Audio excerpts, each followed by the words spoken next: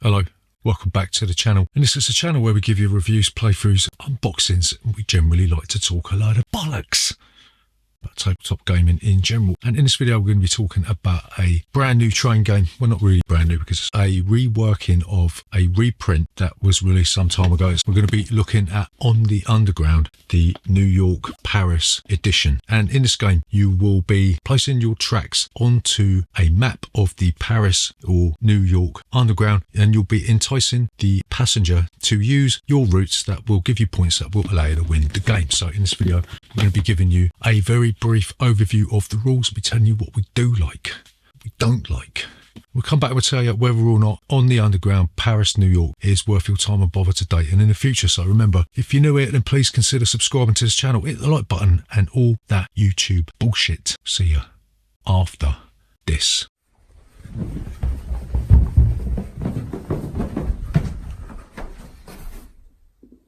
Bollocks. So, On the Underground, Paris, New York. How do you play this game?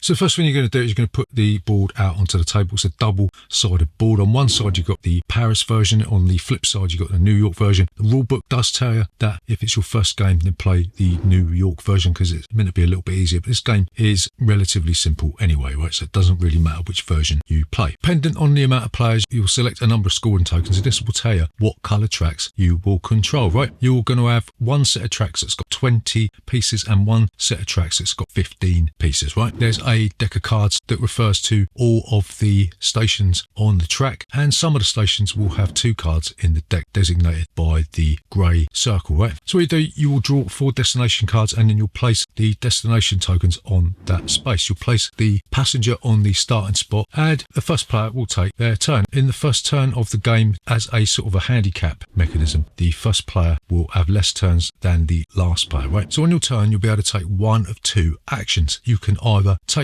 a branch tile, and 2 branch tiles can be traded in that allow you to place a track at any space other than the 2 ends of the track, which leads us on to the next action that you can take, is you can place one of your track tiles. So when you place a track tile, you have to place it adjacent to an existing piece of track, but only at either ends. If you're going to branch off from that track, then you'll have to trade in 2 branch tiles and then you'll be able to place a track. But there's a couple of little rules for the New York side, and that is if you cross over a bridge, you have to make sure you don't place a track over water on your last turn because you can't stop on a bridge, right? So there's a couple of different icons. For the first connection of your line to each national rail station, you'll be able to get 1 point. If you connect to a terminus station, you will get 3 points. And for every 3 bridges that you cross, you will get 3 points, right? You'll see also that there are a limited number of spaces for tracks. An exception to this is on the Paris map where you can trade in 2 branch tiles to stick a piece of track down where there's no spaces, right? And on the Paris side as well, there's a couple of little exceptions on the board. The RER stations, you're going to get 0 points if it's the first line that connects and 1 point otherwise. Terminus stations will give you 2 points or 1 point and 1 branch tile or 2 branch tiles where a line is connected to a terminus station. And when a line is connected to a landmark, you'll be able to take that tile. And if you've got a set of 5 different landmark tiles, then you'll be able to trade them in for 7 points, right? That's huge. There's also something called clusters. You'll see that there's big purple blobs on the board. If you connect to your first cluster, you ain't going to get no points. But for every subsequent cluster, you'll get an extra point. So for 2 clusters, you'll get 1 point. For 3 clusters, you'll get 3 points. Blah, blah, blah. You get the idea? No? You're thick then. So at the end of your turn, you will move the passenger. In the New York map, you'll move the passenger twice. And on the Paris map, you'll move them once. There's a few little fiddly rules as to how the passenger moves. Basically, they want to use as fewer lines as possible, and they're lazy fuckers, so they don't want to walk, right? Each line the passenger uses will score that player 1 point. And when the passenger arrives at a destination, you'll remove the destination token, you'll draw a new card, and you'll place the destination token on that space, right? So at the end of the game comes when there's no more cards in the deck. You'll make sure that everybody has the same number of turns, and the player with the most points will be the winner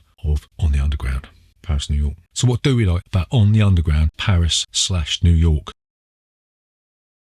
So the first thing that we like about this is it's fun watching your lines pay off, especially if you place them in spots which other players go, hey, what the fuck are you doing that for, you twat? It's also fun to be able to block players, especially when they thought that their track was going to give them a bumper payout, right? And there's also the excruciatingly annoying person that benefits from placing one tiny little piece of track when you've placed down 5, right? So there's all sorts of ways to annoy other players and all sorts of ways to get annoyed. So I suppose in a sense that is sort of equilibrium, innit? So the second thing that we like about this game is that there's 2 boards, each with their own unique rules. Like in the New York version, the passenger is going to move twice, right? And on the Paris version, the passenger's only going to move once, but you've got those landmarks that are going to give you so many points if you can collect 5 different ones. So the fact that there is a little bit of variety and essentially you've got 2 games in one is pretty good deal, isn't it, I suppose? So the final thing that we like about this game, and this is probably the most important thing because it would have been bloody nightmare otherwise, is that the destination cards tell you exactly where the station is. You've got a little pointy thing that tells you where you got to put the destination token, and even then you've got a grid reference on there, so there's no faffing about searching for all these different weird locations, and that really does help the game to move pretty quickly, right? So what don't we like?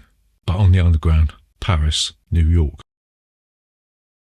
So the first thing that we don't like about this is the aesthetic is quite bland and unappealing. I mean, just look at Central Park on the New York map. It is just a blob of green paint, right? Somebody's just taken a brush and gone plop across it, right? So it really doesn't seem to amplify the theme. I don't really get the impression that I am traversing the metro in Paris, right? There's a few landmarks dotted around, but they're all pastel shades, and it seems to be like sort of scratch illustrations. So it just doesn't inspire me at all. And after a while, it just feels that you are looking at a piece of whiteboard, right? So the second thing that we don't like about this is that at the end of the day, you are at the mercy of that bloody random card draw. You're placing your pieces of tracks out on the board thinking, yes, the passenger is going to move here, and then that random card is drawn and the passenger decides to go for a massage in a Turkish bath instead. So all the planning in the world could count for shit, because if that card that's drawn messes up your plans, then the passenger is just basically going to go wherever the hell he likes, right? And that is quite frustrating. So the next thing we're not really keen on with this game is that the rulebook is a little bit unclear in places. For example, the clusters aren't really explained that well. I mean,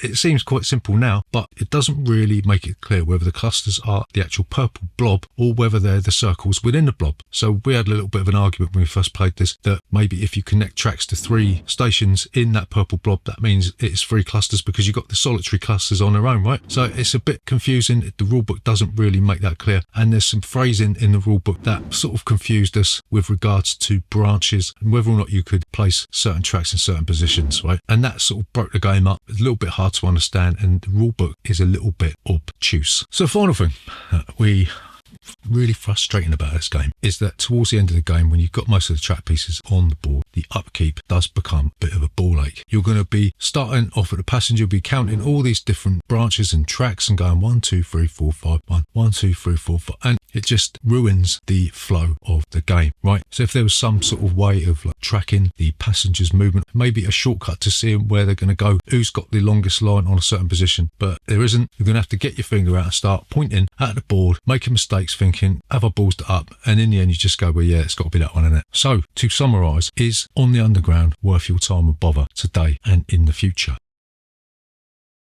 So we're going to say maybe, maybe not. It's a fun but uninspiring Euro take on an already saturated train game genre. It could have benefited from more thematic links to the mechanics, right? It doesn't actually feel like you're messing about on the underground at all. It just feels like you're sticking Catan roads out onto a board. That's all it feels like. Towards the end of the game, there is some mind-numbing upkeep, and truth be told, some players can overstudy the board too much, right? Which puts a drag on the game. But having said that, the game is relatively short, and it does urge you to exercise your brain just enough to say that you've had a light workout, right? I suppose the eternal and infernal question that I'm asking myself here is, would I rather play Ticket to Ride? And the answer is yeah. So there you go. That is On the Underground Paris and New York edition. Remember, if you're new here, please consider subscribing to this channel. Leave a comment down below. Hit a like button and all that YouTube bullshit.